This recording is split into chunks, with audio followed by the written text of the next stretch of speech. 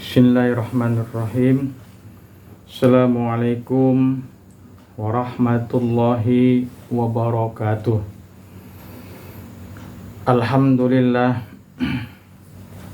Alhamdulillahilladzi bi ni'matihi tatimmus shalihat wa bi fadlihi tatanazzalul khairat wal barakat wa bi taufiqihi tatahaqqaqul maqasidu wal ghayat. Asyhadu an la ilaha illallah wahdahu la syarikalah wa asyhadu anna Muhammadan abduhu wa rasuluh. Allahumma shalli wa sallim wa barik ala sayyidina Muhammadin wa ala alihi wa ashabihi mujahidina tahirin. Amma ba'd. Yang saya hormati dosen pengampu Bapak Ustadz Aceh Secana MPD dan teman-teman mahasiswa yang mudah-mudahan dimuliakan oleh Allah Subhanahu wa taala. Alhamdulillah, kita bersyukur kepada Allah Subhanahu wa taala atas nikmat yang telah diberikan kepada kita semua. Shalawat teriring salam mudah-mudahan dilimpah dan curahkan kepada Nabi kita Nabi Muhammad SAW serta keluarganya, para sahabat dan juga umatnya yang selalu istiqomah dalam menjalankan syariah dan juga sunnah-sunnahnya. Bapak dosen dan teman-teman semua yang saya hormati, pada kesempatan malam hari ini saya akan menyampaikan salah satu tugas manajemen hadis manajemen pendidikan, yaitu dengan tema kepemimpinan kuat. Secara harfiah, kepemimpinan berasal dari kata dasar pimpin yang memiliki arti mengarahkan, membina, mengatur, menuntun, menunjukkan atau mempengaruhi. Dengan kata lain, pemimpin adalah kemampuan mempengaruhi bawahan atau kelompok untuk bekerja sama mencapai tujuan organisasi atau kelompok. Kepemimpinan dapat terjadi di mana saja, asalkan seseorang menunjukkan kemampuannya mempengaruhi perilaku orang lain ke arah tercapainya suatu tujuan tertentu. Kepemimpinan yang kuat adalah pemimpin yang juga menerima tanggung jawab atas tindakan seluruh tim. Pemimpin harus mampu mengambil keputusan dengan tegas, yang artinya harus menerima tanggung jawab atas keputusan yang dibuat dan konsekuensi yang ditimbulkan. Ada beberapa nilai dasar kepemimpinan yang harus dimiliki oleh seorang pemimpin. Di antaranya yang pertama, pemimpin harus integritas. Apa artinya? Pemimpin harus berani, peduli, dan adil. Berani memiliki arti mantap hati dan percaya diri, tidak gentar dalam menghadapi bahaya, kesulitan, dan sejenisnya. Sementara peduli artinya mengindahkan, memperhatikan, atau menghiraukan orang lain. Yang kedua, pemimpin juga harus memiliki sifat proaktif, yaitu sifat seseorang yang cenderung memanfaatkan peluang dan berani mengambil tindakan dalam memutuskan sesuatu serta aktif untuk melakukan pekerjaan yang dilakukannya. Yang ketiga, pemimpin juga harus memiliki tanggung jawab, yaitu melakukan semua tugas dan kewajibannya dengan sungguh-sungguh. Tanggung jawab juga berarti siap menanggung segala resiko atau atas perbuatannya sendiri. Yang keempat, pemimpin juga harus kerja sama kelompok, teamwork. Ya, artinya bahwa suatu kerjasama yang dilakukan oleh beberapa orang dalam satu kelompok. Jadi pemimpin bukan Superman, tapi dia seperti tim. Artinya dia harus mampu untuk bekerja sama dan Kerjasama kelompok ini, keberhasilan itu ada dalam sumber daya manusia, karakter pemimpin, komunikasi, dan cara memecahkan masalah. Ada beberapa tanggung jawab seorang pemimpin. Di antara yang pertama adalah pemimpin bertanggung jawab atas semua yang dilihatnya. Itu berarti dia juga bertanggung jawab atas apa yang dilihat oleh organisasinya serta tim yang dipimpinnya. Dia bertanggung jawab atas segala hal yang dicapainya, baik hasil yang baik maupun hasil yang buruk. Yang kedua, pemimpin bertanggung jawab untuk memulai komunikasi secara proaktif. Ketika kesalahpahaman terjadi dan gosip timbul, pemimpin bertanggung jawab untuk meluruskan dan membangun komunikasi agar kesalahpahaman itu tidak muncul lagi. Yang ketiga, pemimpin juga harus bertanggung jawab untuk memberi contoh sikap baik dengan berdasarkan etika seorang pemimpin serta menjadi agen perubahan. Pemimpin mengerti bahwa apa yang dilakukannya akan ditiru dan diperbesarnya oleh orang yang dipimpinnya. Oleh karena itu, mereka harus mengenakan standar yang tinggi pada dirinya.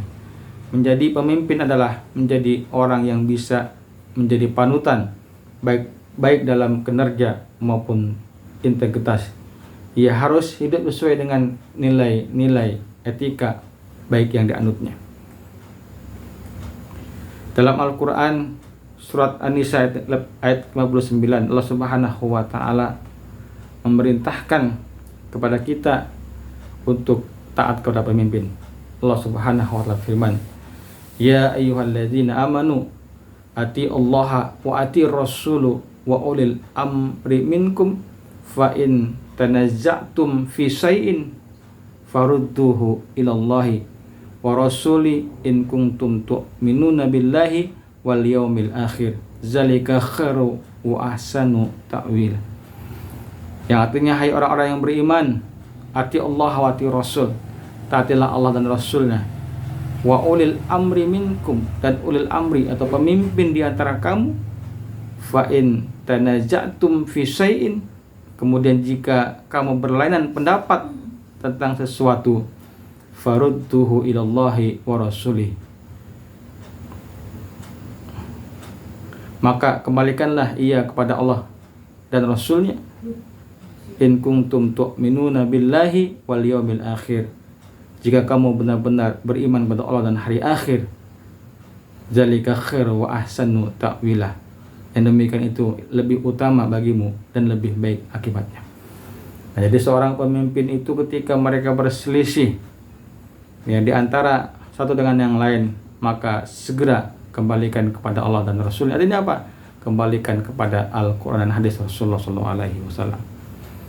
Rasulullah dalam sebuah hadis mengatakan, hadasan Abdullah ibnu Muslamata an Maliki an Abdillah ibni Dinarin an Abdillah ibni Umar anna Rasulullah SAW qala ala kullukum ra'in wa kullukum mas'ulun an ra'iyatin fal amirul lazina 'alan nasi ra'in alaihim wa huwa mas'ulun anhum wa rajulu ra'in ala ahli baitihi wa huwa mas'ulun anhum wal mar'atu ra'iyatun ala baitin ba'liha wa waladihi wa hiya mas'ulatan anhum wal abdu ra'in ala mali sayyidihi wa huwa mas'ulun anhu fa kullukum ra'in wa kullukum mas'ulun an ra'iyatihi.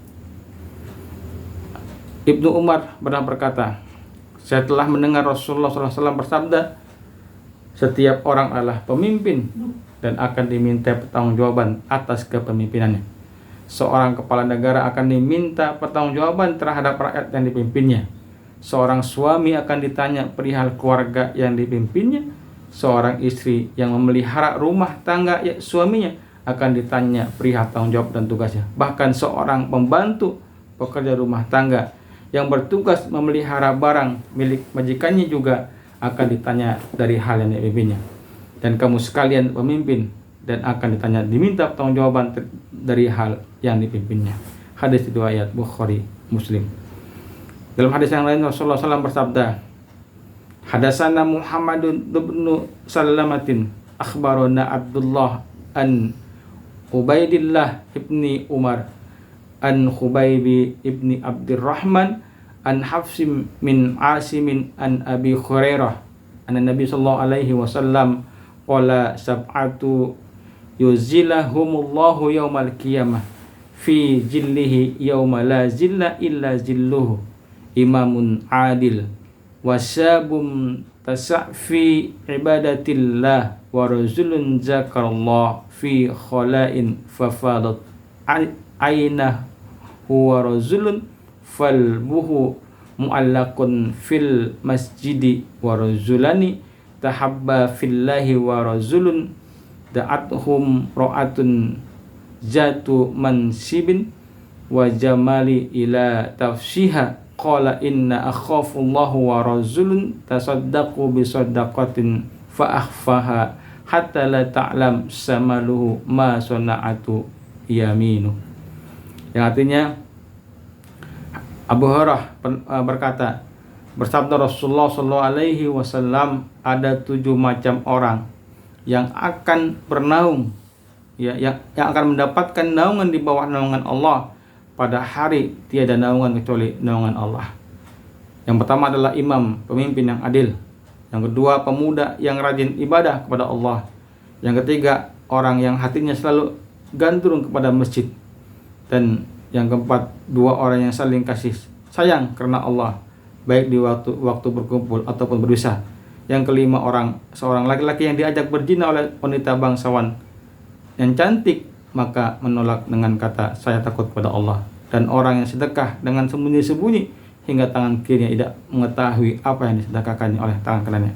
Dan orang berzikir ingat kepada Allah sendirian hingga mencucurkan air matanya. Hadis riwayat Bukhari Muslim.